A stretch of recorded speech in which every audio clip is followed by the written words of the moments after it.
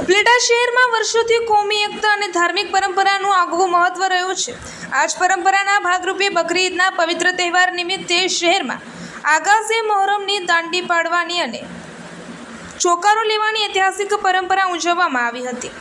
વર્ષોથી બંધ પડેલી આ ચોકારો લેવાની પ્રથાને પીરસદા ગ્રુપની આગેવાની હેઠળ સતત બીજા વર્ષે પણ ભારે ઉત્સાહભેર ચાલુ રાખવામાં આવી છે।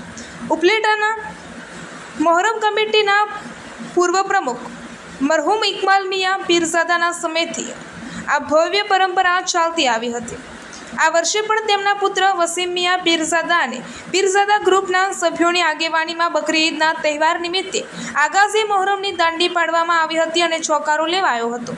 આ ધાર્મિક પરંપરા પુનઃ શરૂ થતાં સ્થાનિક મુસ્લિમ સમાજમાં ભારે આનંદની લાગણી જોવા મળી રહી છે। આ પ્રસંગે પીરઝાદા ગ્રુપ, કરબલા ગ્રુપ, ખ્વાજા કે દીવાને ગ્રુપ સહિતના આગેવાનો, વડીલો અને યુવાનો મોટી સંખ્યામાં ઉપસ્થિત રહ્યા હતા અને શાંતિપૂર્ણ માહોલમાં સમગ્ર વિધિ સંપન્ન કરી હતી। રિપોર્ટર ભાવેશ ગોહિલ, ઉપલેટા।